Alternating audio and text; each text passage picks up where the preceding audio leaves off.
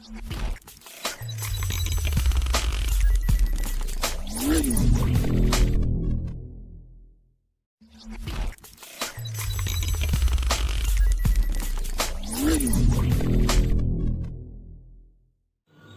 everyone, welcome to Sanus Biotech Academy. Today we are going to discuss about one of the DNA repair mechanism which is called base excision repair.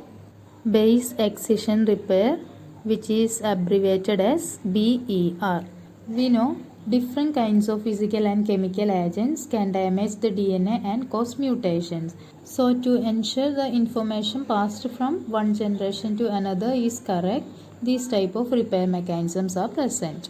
So as its name suggests, here the incorrect or inappropriate base will be excised out. The damages to DNA bases caused by deamination, oxidation, alkylation is mainly repaired by this type of repair mechanism, which is base excision repair. In case of deamination reaction, the cytosine may be converted to uracil and which cause error in DNA. So these type of errors are repaired by base excision repair. The major enzyme which is involved in base excision repair mechanism is glycosylase enzyme. This glycosylase enzyme is of two types, monofunctional glycosylase and bifunctional glycosylase. In case of monofunctional glycosylase, it has only glycosylase function which cleaves the N-glycosyl bond. In case of bifunctional enzyme, it has both glycosylase function and lyase function. In case of prokaryotes, bifunctional glycosylase are present, but in eukaryotes, both monofunctional and bifunctional enzymes are there. In this video, we will discuss about the base excision repair mechanism in both prokaryotes and eukaryotes. Let's see about prokaryotes. So the base excision repair is a single strand repair mechanism. Also, it is a damage removal mechanism. So here is the structure of DNA 5' 3', 5' 3'. This is the damaged base which will cause mutation. So we have to repair this by using the repair mechanisms of our body, which is base excision repair. This damage may caused by the deamination of cytosine to uracil. So DNA glycosylase will come to this damaged portion to remove the incorrect base. As we already said, in case of prokaryotes, DNA glycosylase is bifunctional. Let us see what will happen in next step. So in the first step, N-glycosyl bond cleavage occurred by DNA glycosylase in the damaged or inappropriate base portion to form an abasic site.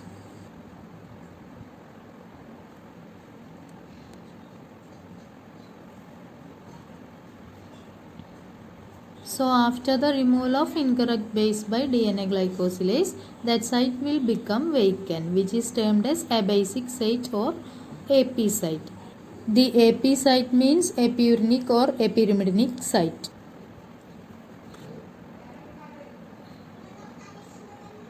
Epiurinic or epirimidinic site, and generally they are termed abasic site. Then in the next step, AP endonuclease enzyme will come and cut the 5' end of the nucleotide. That means the 5' phosphate in the phosphate sugar backbone of DNA at that AP site. Let's see the sugar phosphate backbone in this AP site. Here there is no base, which is termed as abasic site or AP site.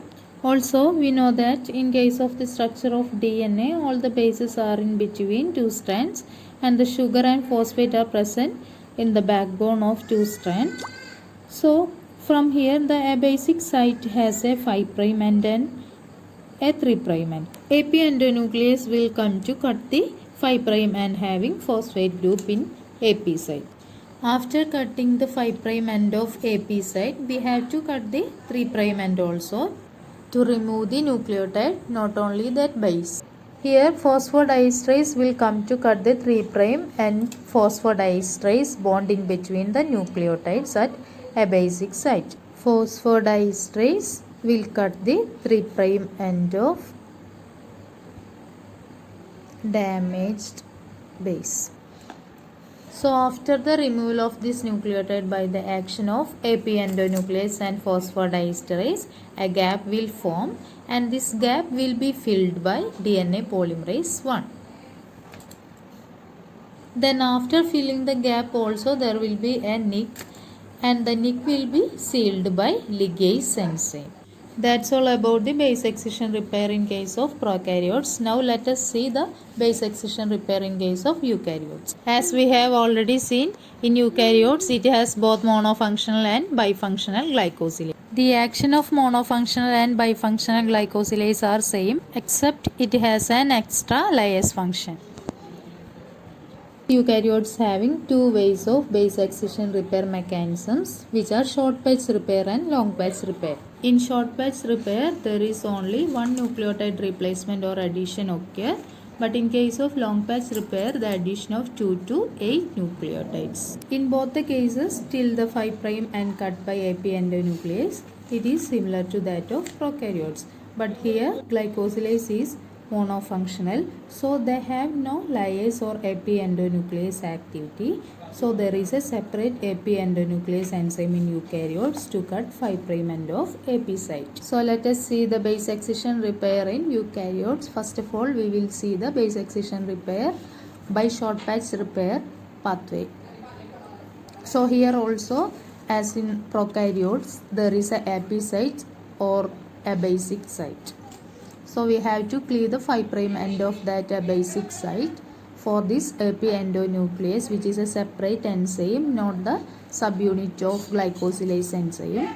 A separate AP endonuclease enzyme will come to clear the 5' end of AP site. Before the action of AP endonuclease, DNA glycosylase already removed the incorrect or damaged base. So after the action of AP endonuclease, there will be a gap or cut formed at the 5' end of AP site. We know the backbone only contains the phosphate and sugar, and all the bases are in between two strands of sugar phosphate backbone.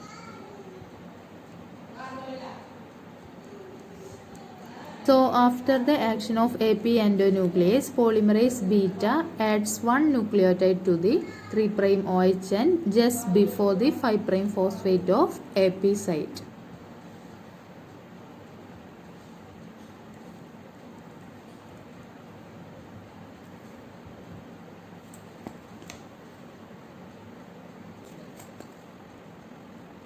It also removes the cutted 5' deoxyribose phosphate group. Then the polymerase beta will also fill the gap and ligase will come to seal the nick to join the and to form an intact strand. So as we said, the polymerase beta also cleaves the 5' deoxyribose phosphate group. Then the ligase will come to seal the nick. So these are the events occurred during the short patch repair mechanism of base excision repair in case of eukaryotes. Gap also filled by polymerase beta. Then ligase come to seal the nick. So we have discussed about the short patch repair mechanism in base excision repair of eukaryote. Now let us discuss about the long patch repair in base excision repair of eukaryotes. As we already seen, in short patch repair there is only one nucleotide replacement, but in case of long patch repair there is 2 to 8 nucleotide replacement will occur. So let us see how the long patch repair will occur in eukaryotes. So let us assume this is the incorrect or inappropriate base. So as in the base excision repair of prokaryotes or short patch repair in eukaryotes, here also the DNA glycosylase, which is a monofunctional enzyme, will come to cleave the incorrect or damaged base.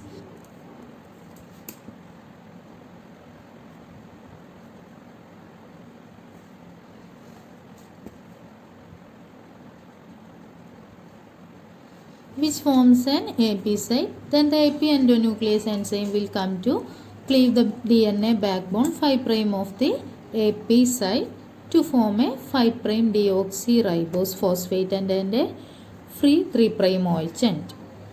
So AP endonuclease will come to cleave the DNA backbone 5' of AP site and form a 5' deoxyribose phosphate and a free 3' OH end. After the action of AP endonuclease, DNA polymerase delta or epsilon with their pCNA and RFC, which are their beta clamp and clamp loader, will come to add 2 to 8 nucleotides to the 3' OH group.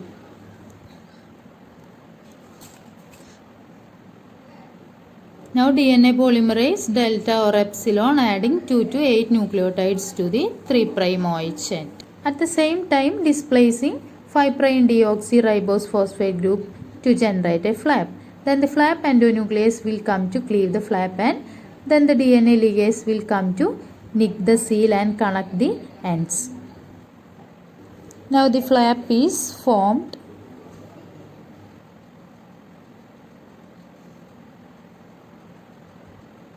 Then the flap endonuclease come to cleave the flap.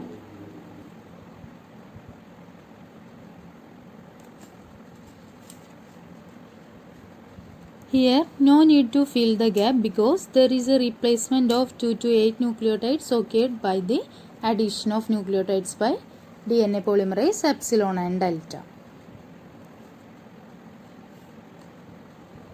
So after the removal of flap, DNA ligase will come to connect the ends.